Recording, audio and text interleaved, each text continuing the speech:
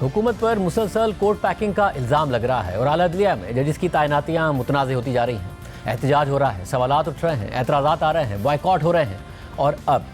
Judicial commission से एक इस्तीफ़ा भी आ गया है। आला अदलिया में जजिस की तैनाती करने वाले जुडिशल कमीशन में पाकिस्तान बार काउंसिल के नुमाइंदे अख्तर हुसैन ने इस्तीफ़ा दे दिया है और इसकी वजह अदालती तैनातियों के हवाले से मौजूदा तनाज़ात को करार दे दिया है। जुडिशल कमीशन के चेयरमैन चीफ जस्टिस याया आफरीदी के नाम अपने इस्तीफ़े में अख्तर हुसैन ने लिखा है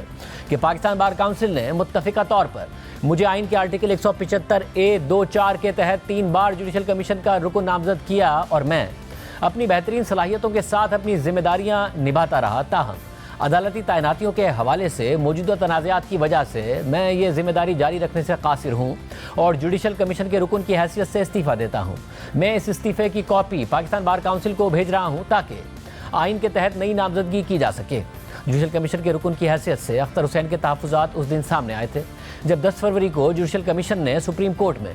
6 जजेस तैनात करने की मंजूरी दे दी थी, लेकिन उस इजलास से सुप्रीम कोर्ट के सीनियर तरीन जज जस्टिस मंसूर अली शाह और जस्टिस मुनीब अख्तर के अलावा अपोजिशन के रुकन बैरिस्टर गौहर खान और अली जफर ने भी वॉकआउट कर दिया था और इसकी बुनियादी वजह इस्लामाबाद हाई कोर्ट थी, जहां की सीनियरिटी का मसला अभी तय होना था और ये मसला हल किए बगैर उस वक्त के इस्लामाबाद हाई कोर्ट के चीफ जस्टिस आमिर फारूक को सुप्रीम कोर्ट लाने पर अख्तर हुसैन समेत दीगर अराकीन ने एतराज़ किया था। अख्तर हुसैन ने उसी दिन हमारे प्रोग्राम में अपना मौक़िफ़ बयान किया था और लाहौर हाई कोर्ट के 2 जजेस के हवाले से भी बताया था कि उनकी तैनाती इसलिए मौखर कर दी गई क्योंकि पहले उनका नाम ज़ेर गौर आया था और उस पर कुछ तहफ़्फ़ुज़ात सामने आए थे। इतलात यही है कि जस्टिस आमिर फारूक साहब हैं, उनकी जो सुप्रीम कोर्ट में तैनाती है उसकी आपने भी मुखालफत की। जी, मैंने मुखालफत इसलिए ही की थी क्योंकि सरफराज डोगर साहब की जो सीनियर उनको प्यूनी जज बनाया गया ट्रांसफर के बाद, वो डिस्प्यूटेड है और उस चीफ जस्टिस साहब ने भी जो है वो ये कहा कि भाई मैं भी ये जाती तौर पर ये समझता हूँ, वो भी इस कोई सीनियरिटी को एक्सेप्ट नहीं करते और सीनियर मोस्ट नहीं हो सकते। तो मेरा कहना भी ये था कि जब तक ये फैसला नहीं हो जाता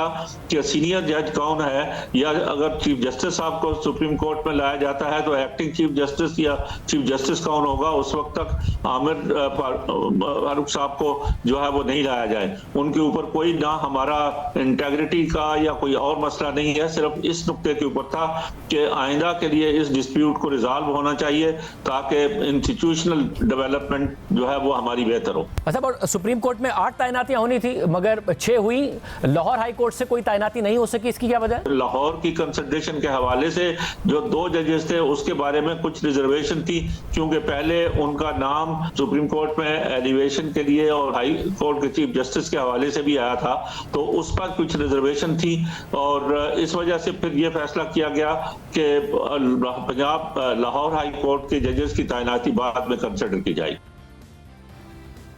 जिस दिन जुडिशल कमीशन का इजलास हुआ था और सीनियर जजेस, अपोजिशन अराकीन और अख्तर हुसैन के इस्लामाबाद हाई कोर्ट की सीनियरिटी से मुताल्लिक तहफ़्फ़ुज़ात सामने आए थे, उसी दिन शाम को इस्लामाबाद हाई कोर्ट के चीफ जस्टिस आमिर फारूक ने 5 साथी जजेस की रिप्रेजेंटेशन पर फैसला दे दिया था और सीनियरिटी का मसला अपने तौर पर हल कर दिया था। और फिर अगले ही दिन इस हवाले से चीफ जस्टिस याया आफरीदी ने सहाफ़ियों से गैर रस्मी गुफ्तगू करते हुए जस्टिस मंसूर अली शाह और जस्टिस मुनीब अख्तर की तरफ से जुडिशल कमीशन के बॉयकॉट पर कहा था कि ब्रदर जज ये समझ रहे हैं कि इशूज़ को एड्रेस नहीं किया जा रहा, मगर कल दोनों इशूज़ तय हो गए थे। एक इस्लामाबाद हाई कोर्ट का था, दूसरा लाहौर हाई कोर्ट का था। जिन्होंने बॉयकॉट किया उनको एक दिन और इंतज़ार करना चाहिए था। अगर कल बॉयकॉट ना करते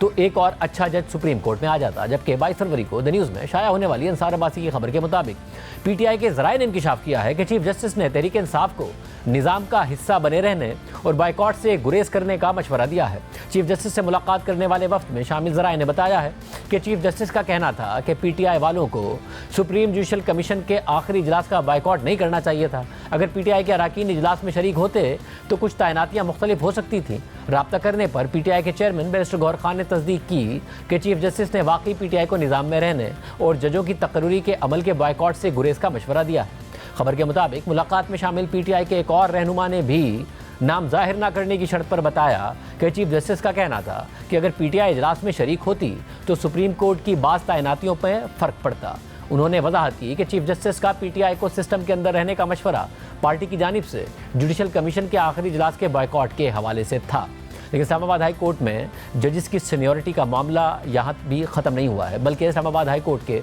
justice Mohsin Akhtar Kiyani, justice Tariq Mahmood Jahangiri, justice Babar Sattar, justice Sardar Ejaz Ishaq और जस्टिस समन रिफत इम्तियाज़ ने रिप्रेजेंटेशन मुस्तरद होने के बाद 20 फरवरी को सुप्रीम कोर्ट में दरख्वास्त दायर कर दी थी, जिसमें इस्लामाबाद हाई कोर्ट की नई सीनियरिटी लिस्ट पर एतराज़ उठाते हुए इस्तदा की गई थी कि लाहौर हाई कोर्ट से तबादला होकर आने वाले जस्टिस सरफराज डोगर को बतौर चीफ जस्टिस काम करने से रोका जाए और सिंध और बलूचिस्तान हाई कोर्ट से आने वाले 2 जजेस को भी काम से रोका जाए। इस्लामाबाद हाई कोर्ट बार ने भी इस पिटीशन की हिमायत कर दी है। आइन के आर्टिकल 184(3) के तहत ये दरख्वास्त सुप्रीम कोर्ट का आइनी बेंच सुनेगा, लेकिन अब तक इस दरख्वास्त को समाअत के लिए मुकर्रर नहीं किया गया है। और अख्तर हुसैन के इस्तीफे के बाद ये खबरें सामने आ रही हैं कि हुकूमत जुडिशल कमीशन में पाकिस्तान बार काउंसिल के नुमाइंदे की नशिस्त पर अपना हामी रुकन लाने में कामयाब हो जाएगी, जिसके बाद जुडिशल कमीशन में हुकूमत की नुमाइंदगी बगैर किसी इख्तलाफ के मजीद बढ़ जाएगी और फिर लाहौर हाई कोर्ट के उन 2 जजेस को भी सुप्रीम कोर्ट में लाया जा सकता है जिन पर पहले एतराज़ात उठाए गए थे। इसके अलावा सुप्रीम कोर्ट से एक और अहम खबर सामने आई है। इमरान खान की 9 मई के वाक़यात की जुडिशल इंक्वायरी की दरख्वास्त समाअत के लिए मुकर्रर कर दी गई है, जबकि